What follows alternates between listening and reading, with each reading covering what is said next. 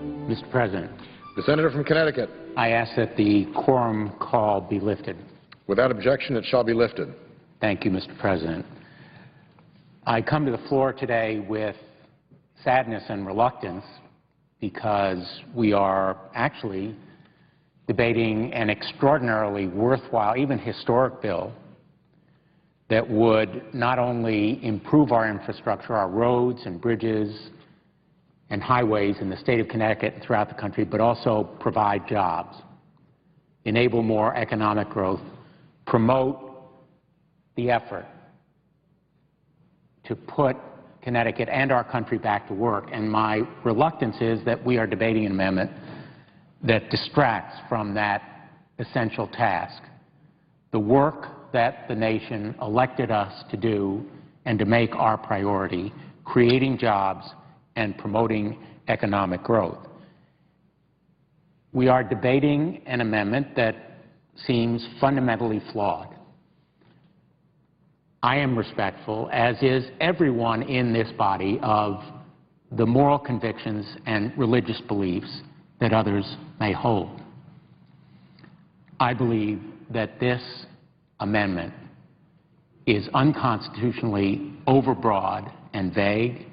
It is unacceptably flawed in the way that it is written because it essentially gives every employer, anytime, anywhere, with respect to any medical condition, any form of treatment, the right to deny that essential health care and those services based on his or hers undefined religious beliefs or moral convictions, quoting from the bill itself, religious beliefs or moral convictions without any defining limits. Insurance companies can even deny a person coverage for mental health treatment or cancer screening or HIV and AIDS screening simply because that employer or insurance company may believe that the causes of those conditions somehow violate his or her religious beliefs or moral convictions. This amendment would threaten access to a number of clinical preventive services such as diabetes screenings, vaccinations, or cancer screenings, essential preventive services that have been proved to reduce health care costs and save lives. And those services should be guaranteed to every American without cost. In my home state of Connecticut, one of the smallest states in the country, approximately 270,000 women would lose access to preventive care if this amendment is passed. And around the country, some 20 million women would lose that kind of access to preventive care. That is a result that simply is unacceptable. The amendment goes too far, and it would endanger the lives of millions of Americans, would completely undermine the progress, and we have made progress in providing crucial health care services to millions of individuals. I oppose this amendment because of its practical implications, because of its apparent unconstitutionality, and because it flies in the face of sound public policy at a time when we are considering a bill that deservedly, the transportation measure, has broad, widespread, bipartisan support in this chamber and across the country. We are again polarized. Republican versus Democrat, regrettably divided and potentially gridlocked because of an amendment that has nothing to do with transportation or putting America back to work. That should be our task. It is my priority. It should be the priority of this chamber at this historic moment in our history when we are reviving a still struggling economy, when people are hurting striving to find work, and when we should be doing everything in our power to put America and Connecticut back to work and enable economic growth. I thank you, Mr. President, and I yield the floor, and I suggest the absence of a quorum. The clerk will call the roll. Mr. Akaka.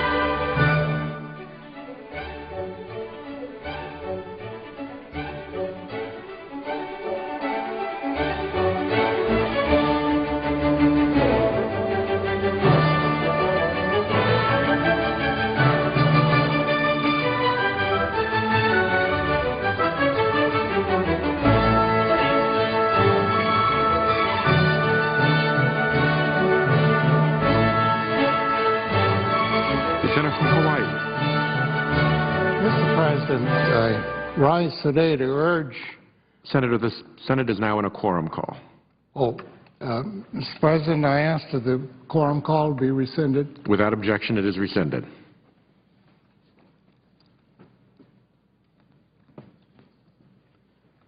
Mr. President, I ask that to speak before the Senate for about 10 minutes.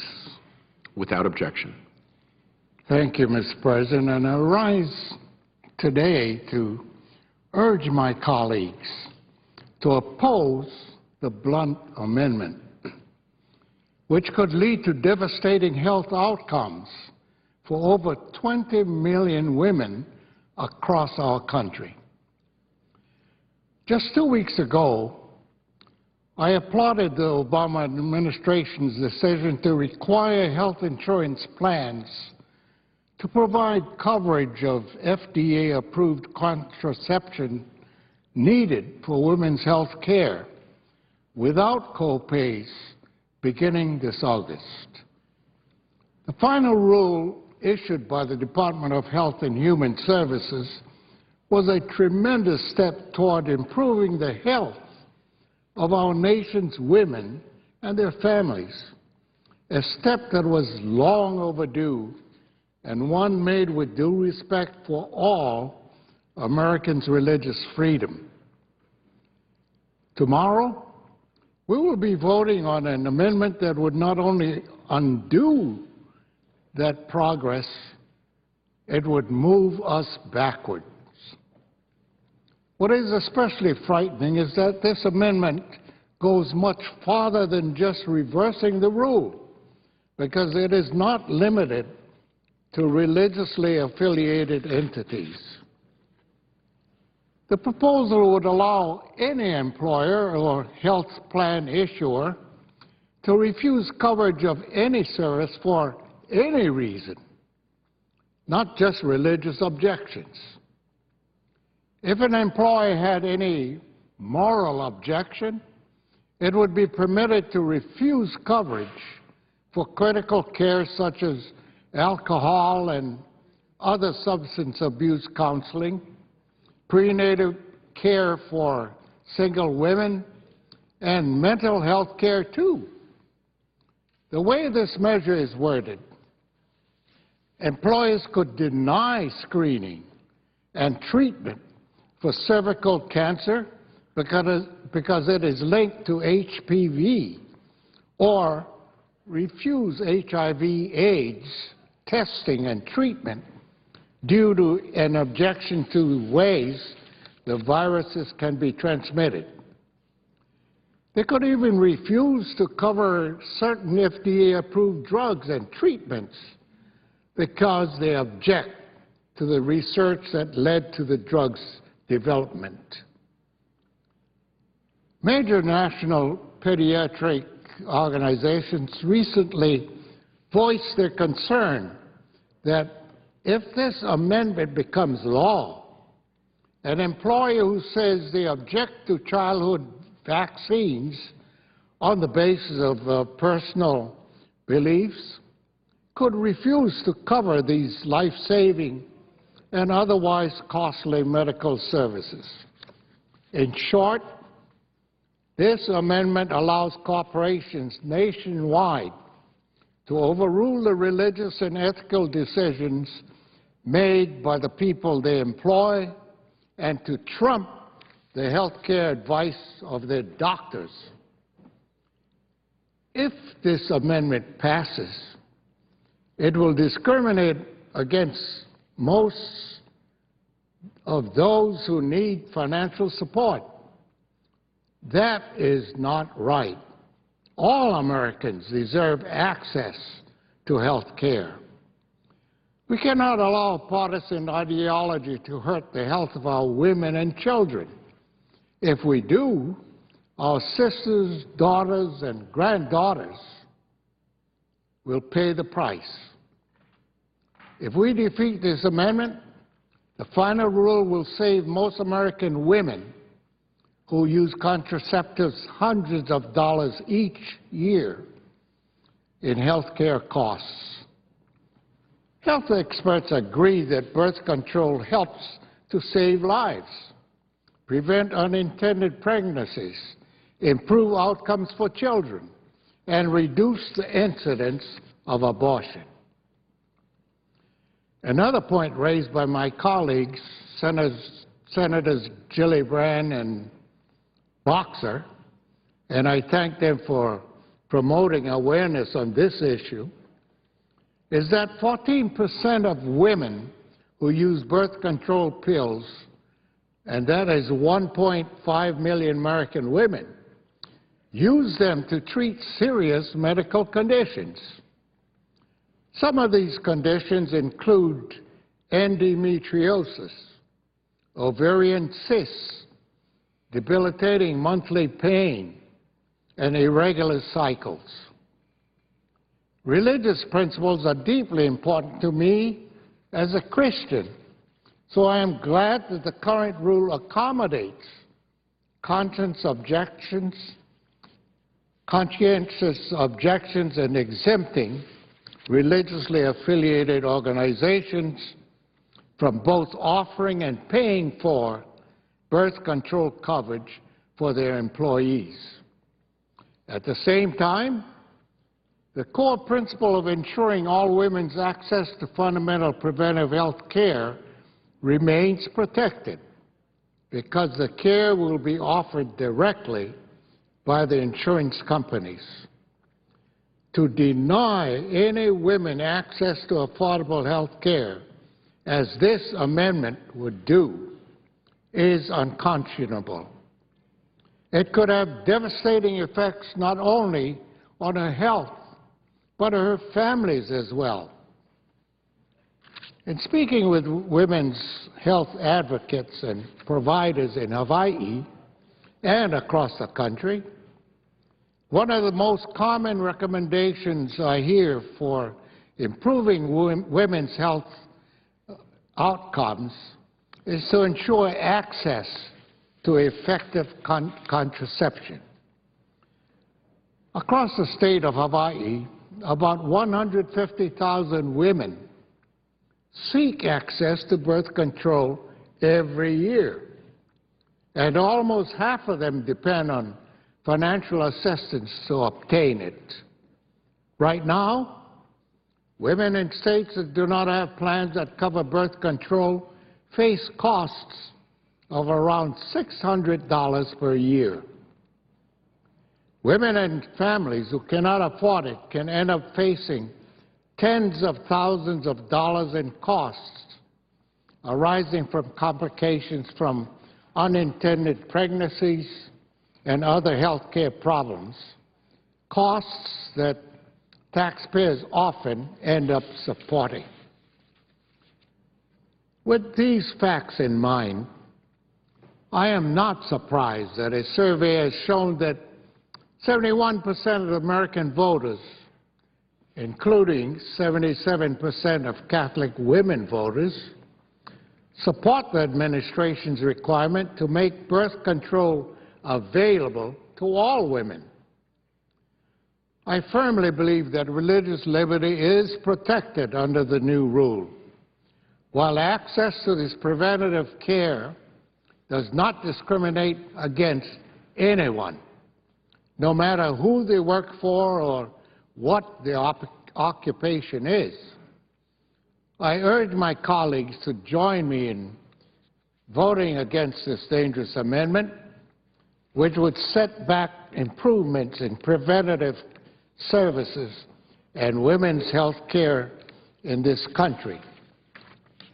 Mr. President, I yield back the balance of my time.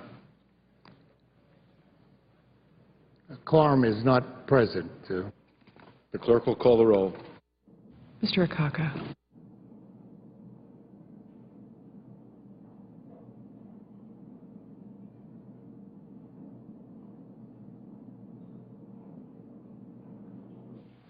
The senator from Illinois. Mr. President, we're under quorum call. We are. Which is controversial and has gathered a lot of attention across America.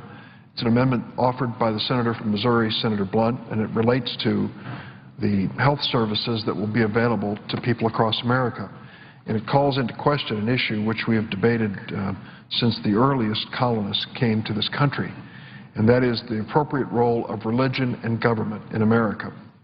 It is an issue which has been hotly debated, contested in the earliest days of our nation, and was finally resolved by our Constitution in a manner that has served us well for over 2 centuries. The Constitution speaks to the issue of religion in 3 specific places. It states in the First Amendment that we each have the freedom of religion, that is, the freedom to believe or not to believe. It says there will be no official state religion, no choice by our government, as in England where they chose the Church of England. But in our government there will be no choice of any religion. But finally, there is a provision which says that there shall be no religious test for office. These are all constitutional provisions which, though sparing in language, have guided us carefully through over 200 years of history. We see around the world where other countries have not been as fortunate to come to ground in basic principles that have kept a diversity of religious belief alive in a country. Time and again, we've seen differences when it comes to religion lead to conflict and death. We see it today in many places around the world. And so when our government is called on to make a decision relative to the role of religion in American life, we should take care, stick to those basic principles that have guided us for over 2 centuries. The issue before us today is what will be the requirements of health insurance that is offered by employers across America. What we have tried to establish are the essentials and basics of health insurance and health care. We are mindful of the fact that if the market were to dictate health insurance plans and policies, they may not be fair to the people of this country. I recall an instance before I came to Congress working in Illinois where we learned that health insurance companies were offering policies which refused to cover newborn babies in the first 30 days of their life. Well, of course, that was done for economic reasons because children born with serious illness can be extremely expensive in that 30-day period. So we changed the law in Illinois and said if you want to cover a maternity, if you want to cover a child, it's from the moment of birth.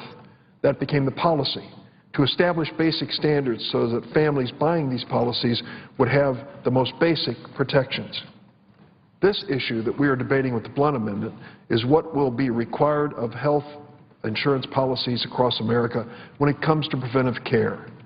We asked the experts what basics in preventive care should be included to make certain that we don't overlook something that is fundamental to a person's survival or life. And one of the things they said is when it comes to preventive care, to offer to women across America family planning services. Well, that, of course, is the nub of the controversy, the center of it. Some religions, the Catholic religion in particular, has strongly held beliefs about family planning. They have been opposed to what they call artificial forms of birth control from the beginning. At this point, the controversy came up because although those religious institutions that are strictly religious, such as the church rectory, the convent, and the like, are exempted from any requirements when it comes to health insurance, but what of those institutions, religious-sponsored institutions, like universities, hospitals, and charities? What should their requirements be when it comes to health insurance for their employees? And so the Obama administration said their employees should also receive the most essential and basic services, including preventive care for women, including family planning. And that's when the controversy lit up. The President came to what I thought is a reasonable compromise, and here is what it says. If you have a religious-sponsored university, hospital, or charity, or the like, then you will not be required to offer health services such as family planning if it violates your basic religious beliefs. Your health insurance policy will not be required to cover those services. However, if an individual employee of that religious-sponsored institution chooses on their own initiative to go forward to the health insurance company, they can receive that service without charge. So the women will be offered these preventive care services, which are essential to their health, and yet there'll be no requirement of the sponsoring institution to include those services. It is strictly a matter of the employee opting for that coverage. Now comes the Blunt Amendment. Senator Blunt of Missouri said we should go beyond that and allow employers and insurance companies across America to decide the limitations of health insurance policies and whether or not those limitations, I should say, if those limitations follow the conscience and values of the employer. Keep in mind, we've gone way beyond religious-sponsored institutions. We are talking about individual employers making that decision. Think of the diversity of opinion and belief across America, and imagine then what we will come up with. We've heard many things mentioned on the floor. My colleagues have made reference to them, of individuals who may have a particular religious belief and own a business that has no connection at all to a religion otherwise, and decide then that under the Blunt Amendment, they will limit health insurance coverage accordingly. We can think of possibilities. Someone believes in conscience that a woman should never use birth control and says then that will be prohibited from being offered by the health insurance policy of that employer. So at the end of the day, we would have a patchwork quilt of health insurance coverage, and many people in this country, men and women, denied basic health coverage in their health insurance because the employer believes in conscience it shouldn't be offered. That is an impossible situation. It goes beyond the freedom of religion to imposing someone's religious belief on another in a situation that could endanger their lives. The Blunt Amendment would be a step in the wrong direction for this country. I think what the President has seized on is a reasonable course of action to allow religious-sponsored institutions to follow their moral dictates when it comes to the health insurance they offer, but to still protect the right of individuals to seek the protection that they need. I know that it's going to be a controversial vote, but it's one that's important because I think it strikes the right balance. I think it reflects back on decisions and values we have established as a country and that we should work to protect, even in the midst of a presidential campaign when the rhetoric involved in it is very, very hot and inflammatory. Mr. President, at this point, I would like to make a statement relative on another subject, if I can have unanimous consent to place it at a separate part in the record. Without objection. Mr. President, I rise to speak of the atrocities that are being committed every day by the Syrian government against its own citizens, thousands of whom have stood bravely, month after month, against unspeakable violence simply to ask for basic political freedoms we take for granted in this country. And I rise to speak of the indefensible and inexplicable support of this brutal regime by Russia. It has now been almost 1 full year since the Syrian uprising began in March 2011. By some reports, over 6,000 innocent people, civilians, have lost their lives in Syria. The exact number may never be known. Humanitarian groups have been prohibited from even assisting the wounded, and reporters prohibited from telling the story to the world. Syria's third largest city, Homs, has been bombarded with rockets and bombs by the Syrian military for over 3 weeks, with scores of deaths, shortages of food and medical supplies. One report describes rockets, 11 rockets, slamming into a single apartment building in the space of 2 minutes. As soon as the barrage stopped and people started to rush to get away, it started again, killing even more. The result, a horrific trail of dead and dying in this building from the 5th floor on down. Those killed in Syria included 2 Western journalists. Some suspect they might have been targeted. The murder of a well-known video blogger, Rami al-Said, supported that claim. In this photo, you may see the results of the Syrian government's bombardment of the city of Homs. Sadly, this is likely one of the many burial ceremonies that the people of that city have had to endure recently. Just a few days ago, it was reported the bodies of 64 men were discovered in a mass grave on the outskirts of the city, and the women and children who were with them have gone missing. The Independent International Commission of Inquiry on Syria working under the UN, submitted its most recent report on February 22nd. It said the Syrian government has accelerated the killing of its own people, particularly in homes, resulting in the deaths of nearly 800 civilians in the first 2 weeks of February alone. From the report, it is said on several occasions in January and February 2012, entire families, children and adults, were brutally murdered in homes. It is also noted that protesters have been arrested without cause, tortured, and even summarily executed.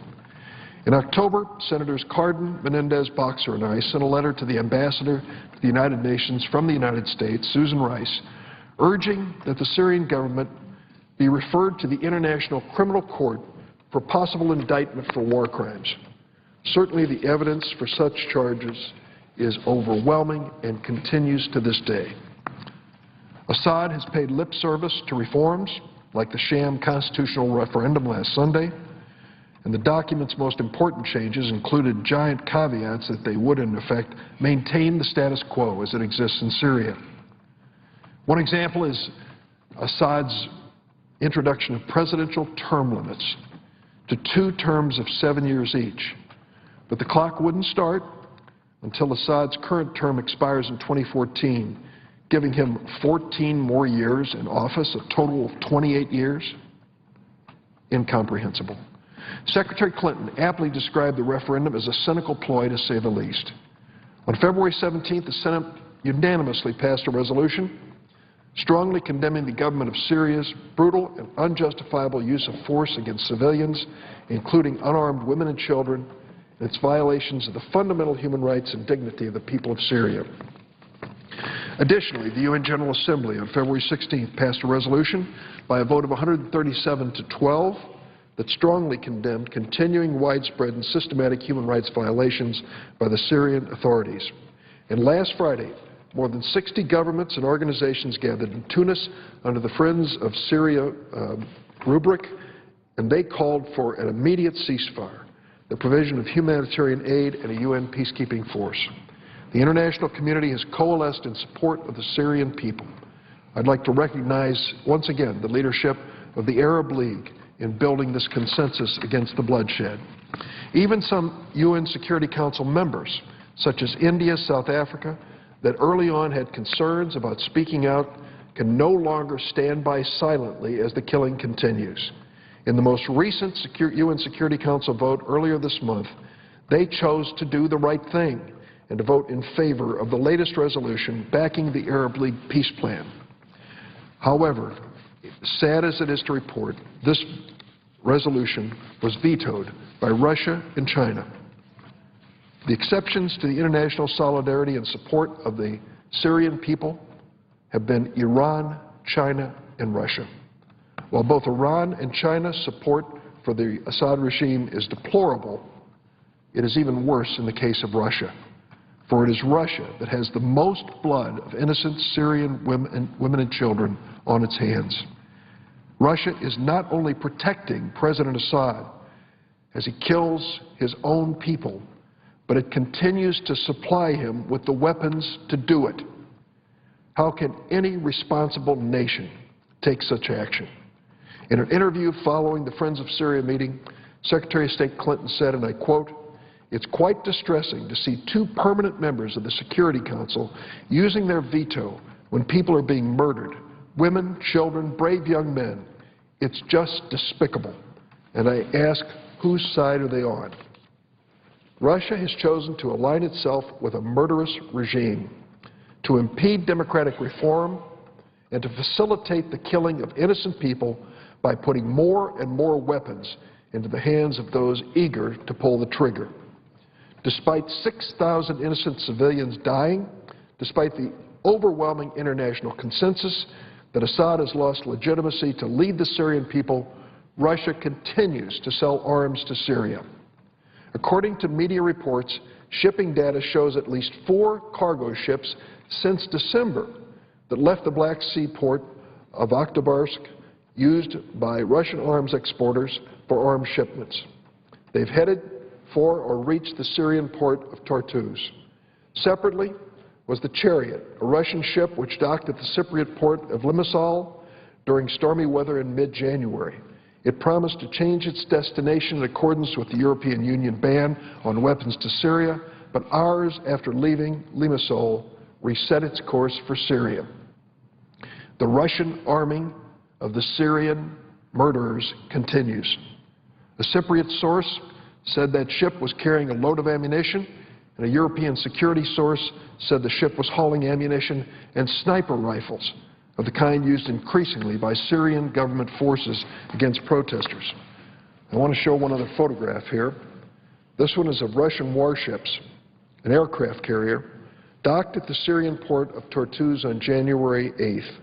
What we couldn't turn into a poster is the video clip showing the Russian warship captains being greeted like royalty by the Syrian Minister of Defense, who went out to personally welcome their ship.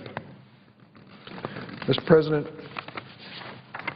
rebel soldiers and an official who defected from the government of Syria say Moscow's small arms trade with Damascus is booming, and that the government doubled its military budget in 2011 to pay for the brutal response to this opposition. That said, Russia is in a unique position. It has President Assad's trust and confidence, maybe more than any other country. Should Russia choose, it could use this power and influence to constructively broker a real transition and an end to this bloodshed.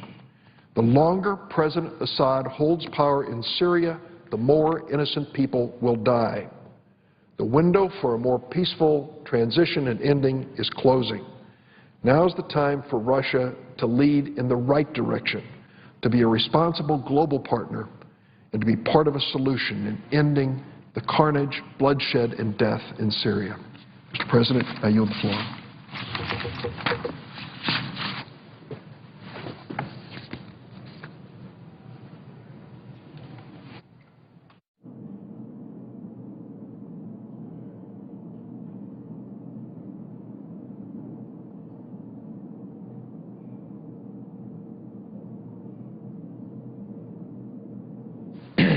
Mr. President. Senator from West Virginia.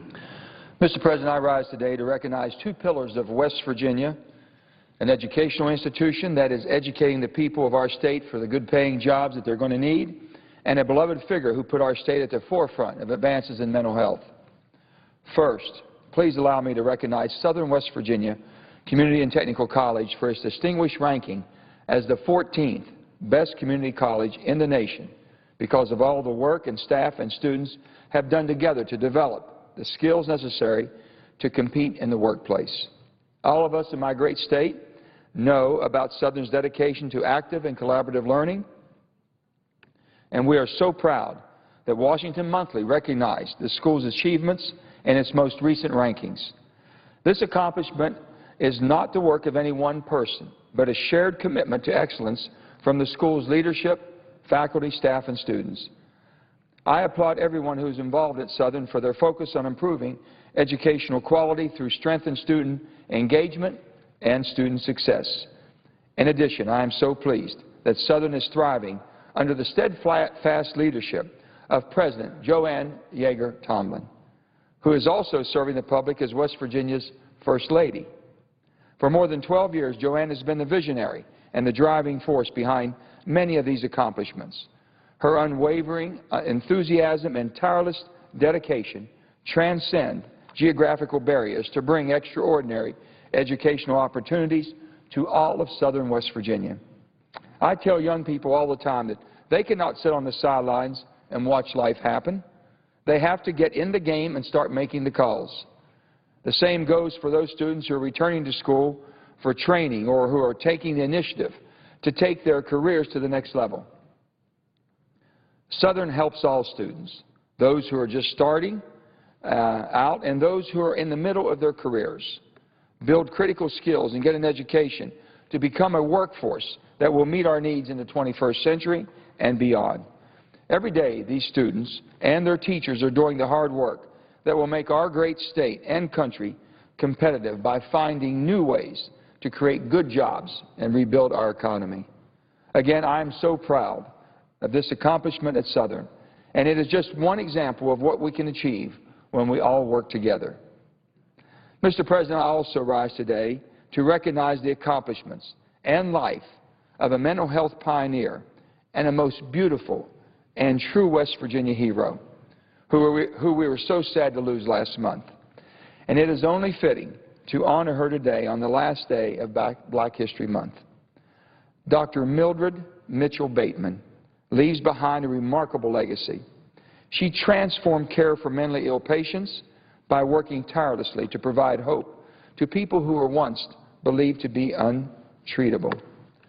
Her work emphasized the importance of family and community, two values we hold so dear in West Virginia, and she put a high priority on making sure people receive care near their homes. Mildred Mitchell made West Virginia her home in 1946 when she was hired as a staff physician at West Virginia's Lakin State Hospital, which at the time was a hospital for mentally ill patients who were African American. There she met and married her husband, William L. Bateman, a therapist at Lakin and a native West Virginian. Throughout her 89 years, Mildred Mitchell Bateman remained committed to serving those without a voice in our community. After leaving Lakin to practice medicine privately, Mildred returned to the hospital as the clinical director and 3 years later was promoted as superintendent. In 1962, Mildred was named as the director of the state's Department of Mental Health, becoming the first African-American woman to lead a West Virginia state agency.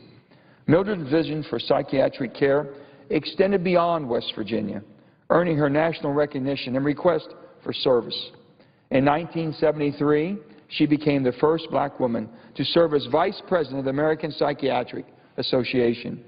A short time later, she was appointed to the President's Commission on Mental Health, where she played an important role in the creation of the 1980 Mental Health Systems Act. Dr. Mitchell Bateman was a doctor, a teacher, and a pioneer. Her accomplishments are made even more remarkable by the adversity she faced. Her life serves as a powerful example to us all of what one can accomplish with conviction, dedication, and true West Virginia grit. Mildred Mitchell Bateman will forever be remembered for her many years of dedicated service to the Mountain State, her passion and dedication to the mental health community, and for touching the lives of so many patients. On top of that, she was also a loving mother to 7 children and a proud, very proud grandmother to wonderful 10 grandchildren. Gail and I are keeping the Mitchell Bateman families in our hearts and prayers. While we know that Mildred Mitchell Bateman is gone, her legacy and service to the people of West Virginia will keep her alive in our hearts forever. Thank you, Mr. President, and I notice the absence of a quorum. The clerk will call the roll. Mr. Akaka.